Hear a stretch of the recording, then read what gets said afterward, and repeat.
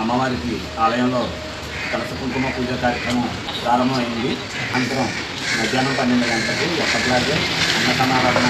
ఈ అన్న సమారాధనకి భక్తులందరూ కూడా వచ్చి అమ్మవారి మహా అమూల్యమైన ప్రసాదం. మొన్న జరిగిన ఆదివారం చాలా కన్నుల పండుగ అమ్మవారి ఆషాఢమాస కుంకుమ పూజ కార్యక్రమాలు జరిగాయి. కార్యక్రమాన్ని మరి మన మీడియా మిత్రులకి రాజమండ్రిలో చాలా ఇదిగా తీసుకెళ్ళి మాకు మా ఆలయానికి, మా కమిటీ సభ్యులకి, మా సేవా సంఘ సభ్యులందరికీ కూడా మంచి పేరు ప్రతిష్టలు తీసుకొచ్చారు. ఇప్పటికి వారానికి ఈ 2-3 గంటలు కేటాయించడం జరుగుతుంది. మరి వాళ్ళందరికీ మా కమిటీ తరఫున తర్వాత అమ్మవారు అష్టైశ్వర్యాలు అన్నీ కూడా వాళ్ళకి ప్రసాదించాలని మరీ కోరు ప్రార్థిస్తున్నాం. అలాగే వచ్చే వారం కూడా కలశ కుంకుమ పూజ ఉంటుంది. ప్రతి శుక్రవారం ఇలా జరుగుతూ ఉంటుంది. మధ్యాహ్నం అన్నదాన కార్యక్రమం జరుగుతుంది. భక్తులు ఎవరైనా మీరు వస్తు రూపంగా కానీ లేకపోతే విరాళాల రూపంగా కానీ ఒకవేళ దాతలు ఎవరైనా ఈ అన్న సమారాధన కానివ్వండి దేనికైనా వచ్చి అందులో నెంబర్స్ అన్నీ ఉన్నాయి. ఈ నెంబర్స్ కాల్ చేసినా పర్వాలేదు, లేకపోతే మీకు వచ్చి ఇచ్చినా పర్వాలేదు. ఈ ఆర్థిక సాయంతోనే అన్నీ కూడా ఈ కార్యక్రమాలు జరుగుతున్నాయి. ప్రతి ఒక్కరు కూడా ఈ అమ్మవారి ప్రసాదాన్ని ఆవిడ మొన్నే చెప్పాం, పిలిస్తే ఇక్కడికే దైవం నుంచి మీకు పావుతొక్క 11 మొదలెట్టామండి.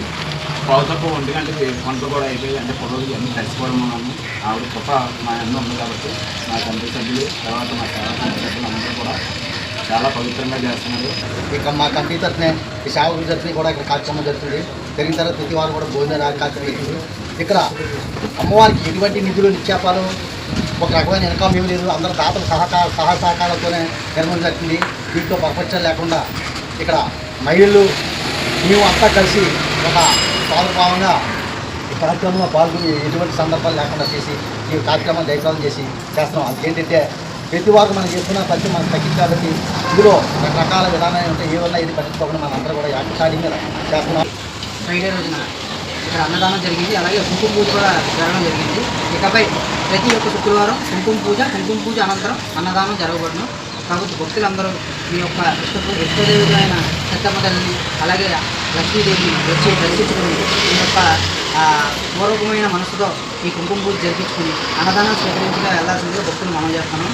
ఇక్కడ ఉన్న కుటుంబ సభ్యులు, మా కమిటీ సభ్యులు ఎవరైతే ఉన్నారో వాళ్ళందరూ కుటుంబ సభ్యులే. ఈ కమిటీ సభ్యులు అందరూ ఎంతో కష్టపడి ఎన్నో విధాలుగా ఈ యొక్క కార్యక్రమాన్ని విజయవంతం చేయడానికి ఎంతో కృషి చేస్తున్నారు. వాళ్ళందరికీ ధన్యవాదాలు తెలియజేస్తున్నాను. దూరంగా అక్కడ కూర్చోండి.